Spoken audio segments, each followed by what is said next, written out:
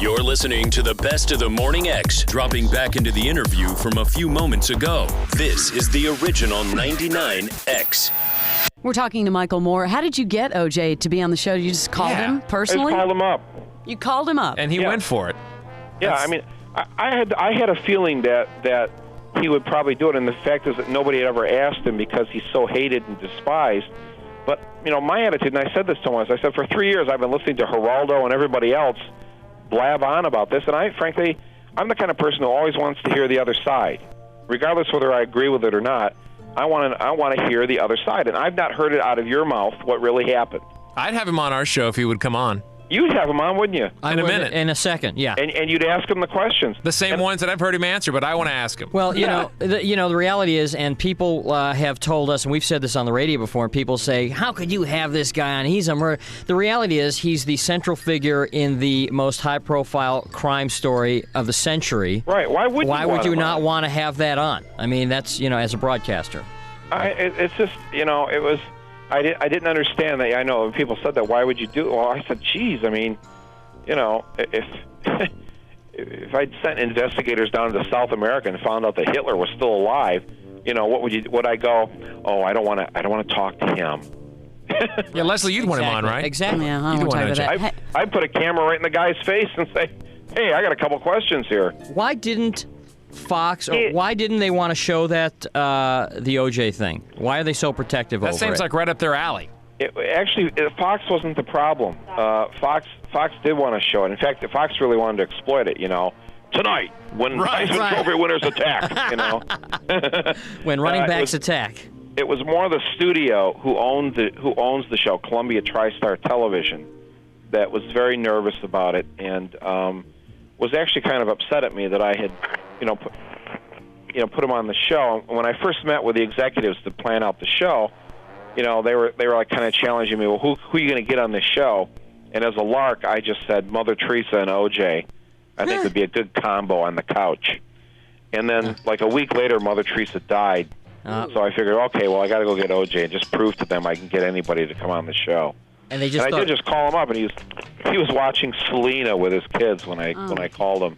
Selena? The movie, you know, about the murdered... Yeah, I know. It's a little too eerie for me. And I see they're in the ratings business. I just don't understand why they would... Yeah, I know. You know. And I'll tell you, I was really tough on him. And even though, you know, I have all these questions, and I do believe there's this outside chance that he didn't do it. I mean, I don't really completely believe that he's innocent. After you grilled him, was he friendly to you after the show?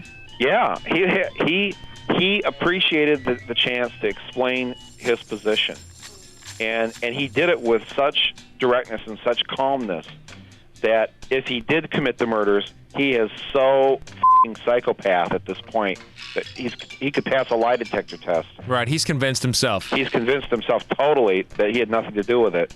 Or he's had this horrible fate visited upon him. And what I said to him afterwards, I said, you know, I said, you were at the crime scene. And I said, you know, why, let's say you didn't commit the murders. Why can't you just say, look, I went over there to stalk her because I like stalking her. You know, I'm a son of a bitch, you know. And I'm parked across the street, and suddenly the dog comes over, and the dog is blood-soaked, and it recognizes the Bronco, puts its paws up on the car. I get out. You know, I see the dog all soaked in blood. The dog runs across the street to the bodies.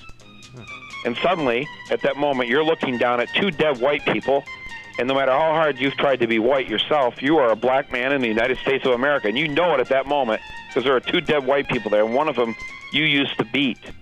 Right, doesn't and look at that right. moment, you get the hell out of Dodge. Huh. But you've contaminated the crime scene. Those are your footprints. You were there. I've never thought about it that way. Nice scenario. Well, he was like really jumpy. It was like it was the only time he came unglued when I presented this theory to him. And what did he say? Or I said, or maybe you witnessed it. Maybe either you know who did it, you stumbled upon the crime, you're covering up for somebody, or you hired it done. You know, but it's not the way the police told us.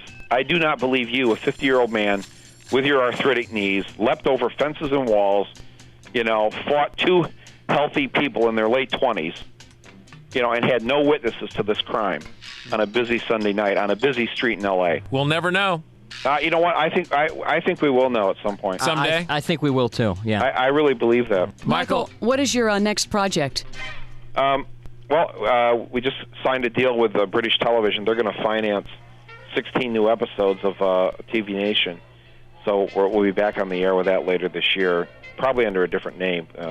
Legally, I don't think we can use TV Nation, but so I've got that coming out, and we wrote a book called Adventures in the TV Nation, my wife and I. That's coming out this summer, and a few other projects. I know I can speak for Jimmy. We both really enjoyed the movie, The Big One. Well, I really appreciate you going to see it, and it's great to hear that that kind of crowd response there in Atlanta. It's at the Tara, right? It was at the Terra, yeah. Terra. Yeah, How about right. you knowing what theater it's even at? Very know. good. Man, Not Michael bad. Moore, he's also got a book out, Downsize This. Thank you very much, sir.